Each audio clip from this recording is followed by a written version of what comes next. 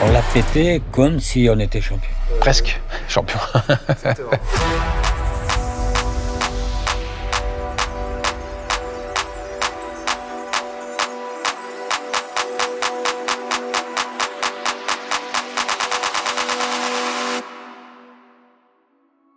Donc moi, 97, j'ai 10 ans. La saison 97-98, elle est importante pour moi parce que c'est la saison qui m'a fait intéresser au football. La seule ligne au palmarès avec Metz qui manque, mais ça manque à tout le club, c'est ce titre de champion de France. Pour moi, c'est la première fois au stade avec mon père qui découvrait une ambiance qu'à 10 ans, c'est inimaginable en fait. Ça fait tellement de bruit, t'as les odeurs, la lumière d'un stade, c'est incroyable. Et ben j'avais un monsieur, je sais pas, il devait avoir 50, 60 ans, il fumait son cigare, il insultait tout le monde. Et voilà, moi j'ai ri pendant tout le match avec ce gars à côté de moi et mon père qui devait faire une tête. En 97-98, c'était le fruit de 3 années à partir de 95. On a su garder les joueurs qui étaient là. On a été chercher un garçon comme Blanchard, on a été chercher Rigobert Song. On a progressé au niveau du championnat et on a commencé à terminer 4e, 3e. Ce qui nous a amené en 97-98 à avoir une équipe qui avait déjà une certaine plus-value. C'est la plus belle saison et en même temps, quand tu connais la suite, tu te dis bon en fait.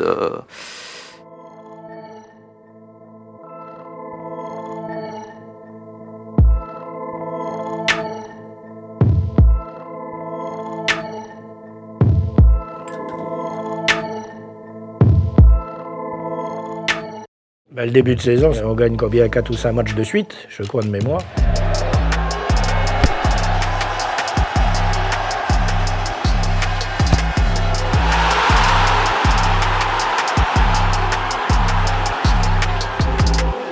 Un match important, c'est on joue le PSG le 4e match. Et le PSG est premier avec nous, à ce moment-là, leader. Et on gagne ce match-là, qui est un match d'une autre dimension. Ça permet effectivement d'avoir un groupe de joueurs qui se dit finalement, si on est capable de battre le PSG, je veux dire, on va essayer de montrer qu'on est capable de le faire encore. Et la semaine d'après, on va gagner à Monaco. Ça permet de montrer qu'on a de l'ambition, qu'on a de la qualité et qu'on peut aller loin.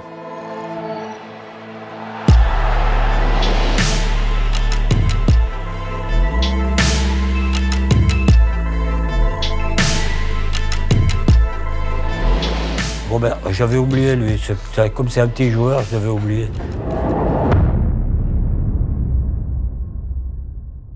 C'était le leader du jeu, capable soit de faire la passe décisive, soit de marquer. C'est quelqu'un qui aime le jeu, qui aime le football, qui aime ses partenaires, qui aime partager. Parce que dans toutes les équipes qui jouent les premiers rôles, il y a forcément 1 ou 2 joueurs ou plus qui sont déterminants.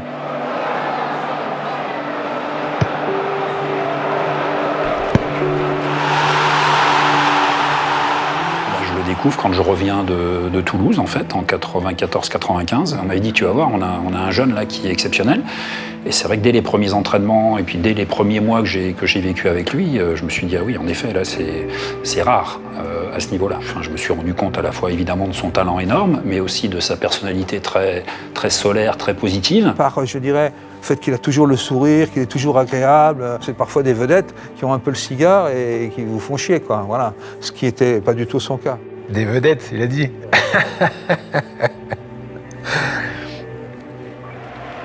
J'ai été, comment je vais dire, j'ai été éduqué comme ça, quoi. Pour moi, le football, c'était un plaisir. C'est devenu mon métier et encore aujourd'hui, c'est ma passion, quoi.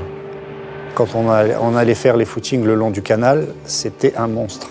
Un monstre. Pourtant, il ressemblait à pas grand-chose, parce qu'il était raide comme un piquet. Et à côté de ça, à cause de fluidité qu'il a, on peut pas imaginer que ce mec-là, il est raide, c'est pas possible. Ah, mais tout le monde s'y est mis, hein, et des fois, ils étaient 2 à essayer de le pousser pour qu'il touche ses points de... Impossible, ça. On a l'impression que ça allait casser. Il faut le voir pour le corps, quoi. Oui, mais moi, je le sais. Je cours comme un canin. Robert, c'est quelqu'un qui est le meilleur de l'équipe tous les jours à l'entraînement, tous les jours en match, et qui trouve toujours des solutions qui font plier les matchs, quoi. Et puis, on a pu jouer avec lui pendant 4 ans. On a eu la chance d'avoir un joueur comme ça exceptionnel à maturité au FC Metz.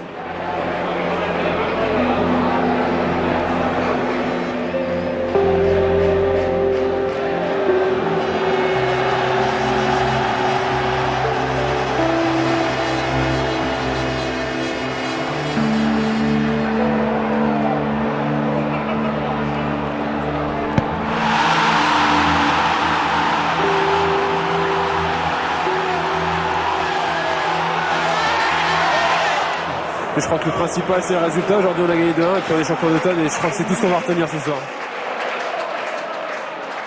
Regarde, j'ai même un maillot de cette saison. Porté. Que j'ai acheté aux enchères. Là, on a fêté les 90 ans du club. Ils nous ont demandé aux supporters d'élire les meilleurs joueurs poste par poste. C'était de 1932 à 2022. Bah, du coup, ouais, t'as celui-là, 97-98, domicile.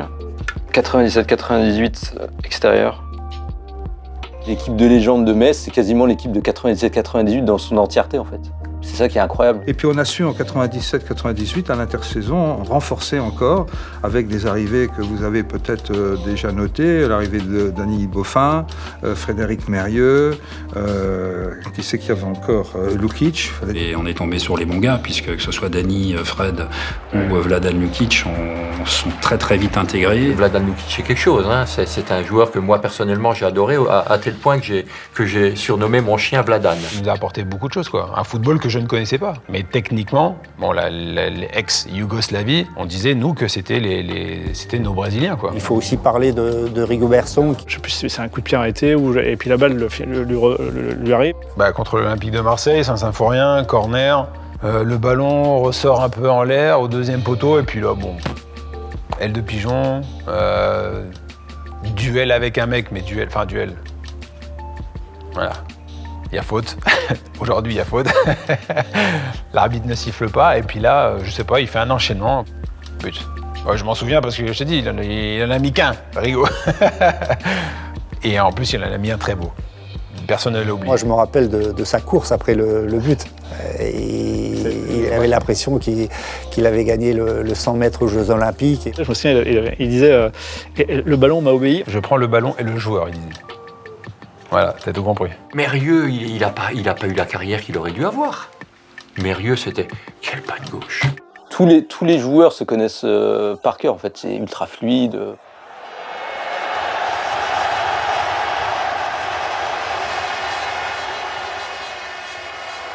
J'y ai joué au FC Metz jusqu'à l'âge de 17 ans. Donc 37 ans de présidence, depuis 1967 jusqu'en 1978 et de 1983 à 2009. En 97, Metz commençait à être représenté quelque chose d'important parce que ça faisait la bagatelle de 20 ans quand même que nous étions en Ligue 1.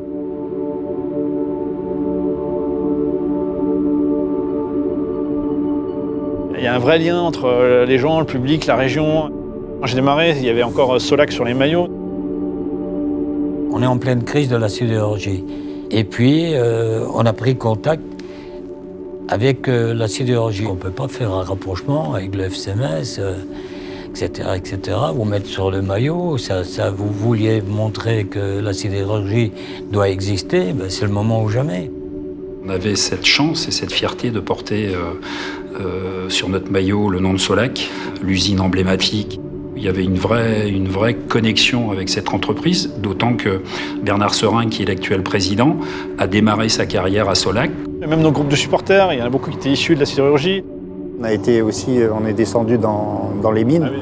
Joël disait toujours, vous êtes mieux quand même là sur le terrain d'entraînement, même si c'était des fois difficile, qu'il fallait faire des efforts et tout, que les mecs qui sont à la mine. Et quand on est remonté et quand on a été à la douche, on s'est tous regardés, on était noirs, machin et tout.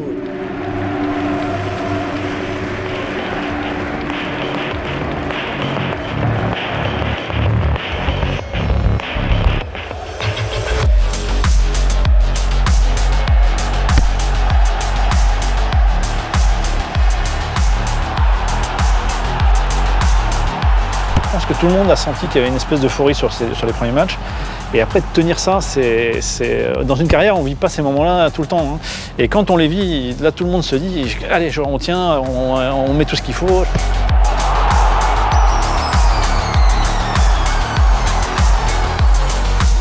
Marseille, c'est pour moi toujours des matchs qui ont été les plus vivants que j'ai vécus.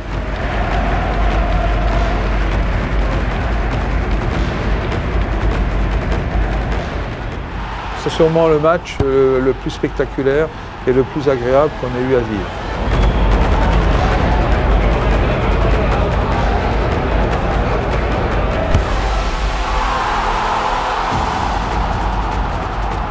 match en lui-même, parce que le match en lui-même, c'est un match de dingue.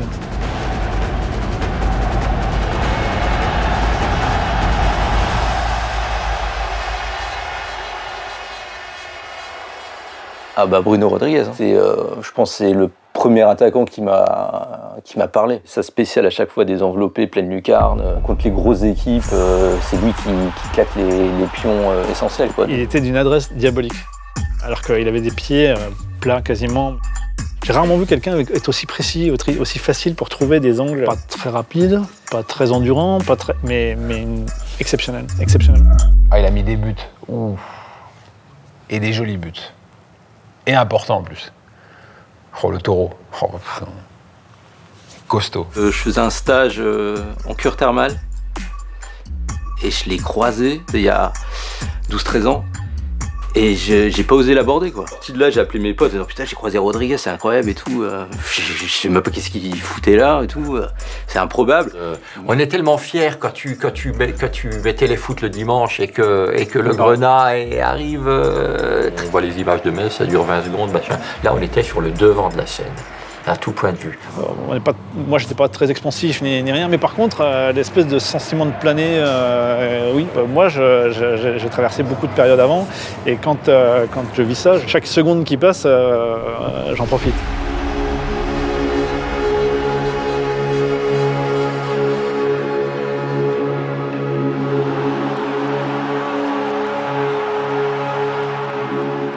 Gervais Martel, j'ai été président du RC Lens à peu près une trentaine d'années. Et donc en 98, évidemment, j'étais président. Que Metz premier reçoive Lens deuxième à 4-5 matchs de la fin de championnat. Le plus surprenant, c'était que les médias et puis que l'ensemble du football français n'attendaient pas forcément à ce qu'il y ait un duel Metz-Lens. Forcément, c'est monté en température. On avait dans la tête évidemment le déplacement à Metz qui était essentiel, quoi. Déjà, au moins pas perdre. Depuis le début de la semaine, Gervais a mis l'accent sur le fait que normalement Mérieux ne devrait pas jouer, qu'il devrait être suspendu pour ce match-là. Pas une histoire, un joueur qui devait jouer, pas jouer, je sais plus quoi. Histoire. Bah, il n'y a pas d'histoire, il était suspendu. Vous êtes sûr? Ah ouais. Ils ont fait appel, mais bon, il était suspendu, il ne pouvait pas jouer. Notre président est quelqu'un d'extrêmement fair-play au niveau de l'éthique et tout. Il dit de toute façon, on ne prend pas de risque, on est des grands. S'il est suspendu, il ne jouera pas. Il n'a pas joué contre Lens. Encore aujourd'hui, je suis dans le doute. Bah, il y avait un doute, bon, c'est ça, mais bon, moi, j'avais pas de doute. Fred Mérieux pouvait jouer et Lens a tout fait pour pas qu'il joue. Non. Au pire, on va faire un match nul et on les laisse derrière, et après, on a les cartes en main. Sauf que faire un match en dessous de notre niveau. Au Dortmund, on avait Robert, et eux, ils avaient Drobniak, globalement, qui a été efficace cette saison-là. Et on les a bien pris en contre et au niveau offensif.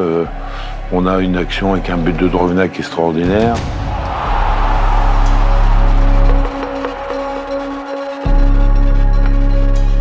C'était un cauchemar, en fait. Et moi, je suis sorti à la mi-temps, je crois que c'est Louis Saha qui est rentré. Il fallait tenter quelque chose de beaucoup plus offensif.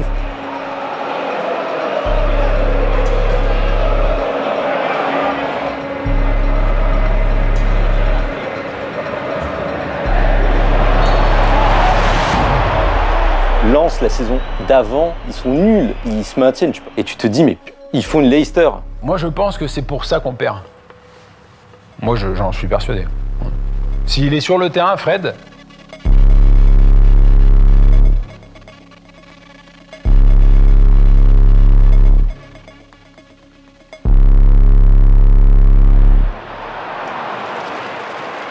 Arrête de montrer ces graphiques, là, ça me tue, quoi. Ouais, et puis surtout, bon, Lens a été bon ce jour-là, donc voilà. Et il faut quand même le noter, après notre défaite contre Lens, l'équipe a eu la capacité de gagner tous ses matchs. Et donc, ce qui nous permet effectivement d'arriver dans ce match décisif.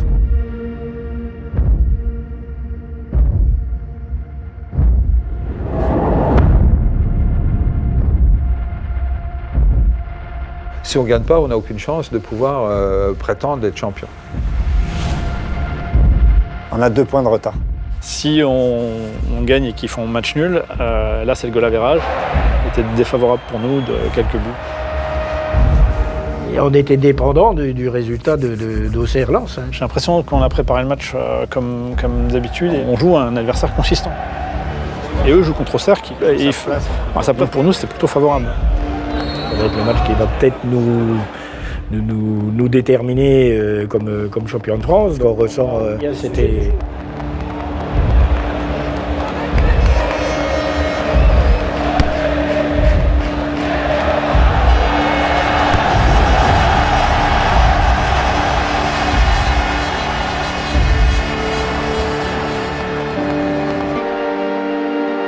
On est serein, ça se passe bien. Là-bas, je crois qu'ils sont en train de mener aussi.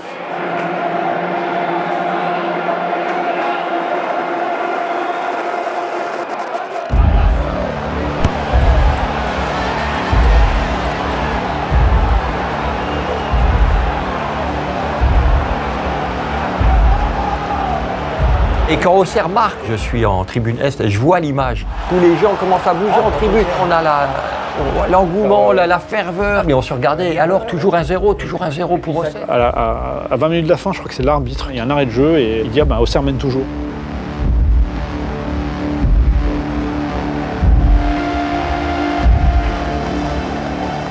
À peu près à l'heure de jeu, je ne sais plus à quel moment Lachor égalise. On entend un espèce de grognement comme ça, un bruit négatif en fait. Et j'ai pas entendu qu'il y avait l'égalisation d'Auxerre. Il y a un but d'un joueur improbable. L'attaquant qui défendait sur Lachor, je crois qu'il n'a plus jamais joué à Auxerre. Parce qu'on sait qu'il se passe un truc de l'autre côté, mais on sait pas. On sait pas quoi. On sait pas si c'est Auxerre qui a marqué ou si c'est Lens qui vient de le faire. Et je crois que Carlo, il fait ça, un truc comme ça, à partout. Jusque dans les dernières minutes, on attend que Giroud nous donne un coup de main. Et le match d'Auxerre n'était pas terminé. Il y avait toujours une possibilité que ça soit inversé. Ça sentait pas très bon. Ouais. Donc on rentre au vestiaire. Mais malheureusement, rien n'est arrivé. Et là, après, oui, ça a été difficile. Et ce qui fait la différence, c'est le goal average qui est en faveur des Lensois.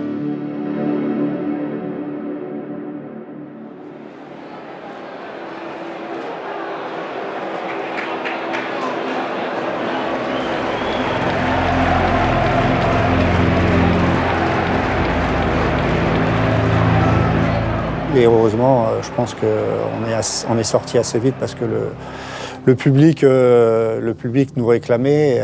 Il y avait plusieurs milliers de spectateurs sur la pelouse, dans les tribunes qui étaient restés et qui les ont ovationnés, mais de façon extraordinaire. On n'a pas envie d'aller nulle part d'ailleurs. Sauf que quand je suis arrivé sur le terrain, je me suis aussi rendu compte qu'on était en train d'écrire la plus belle page d'histoire du club. Le public, lui, vivait ça.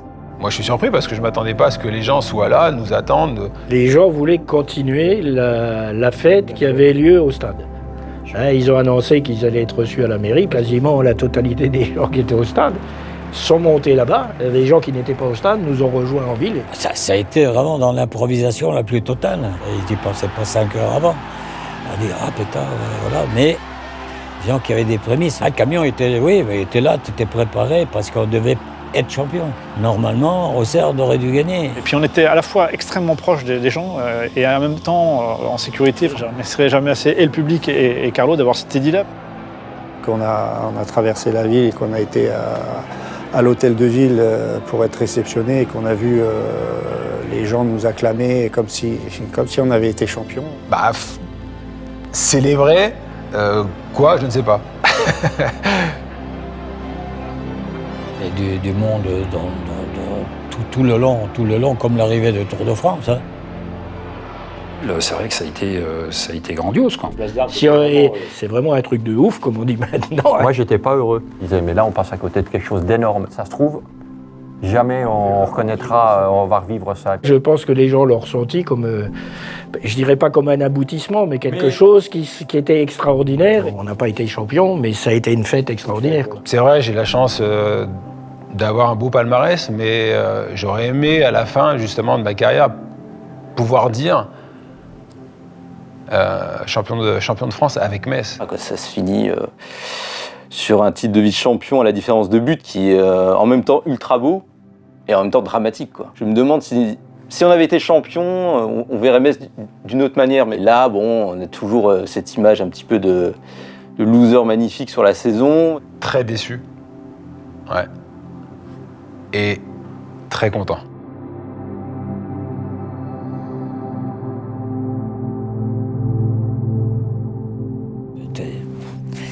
On reverra jamais plus ça.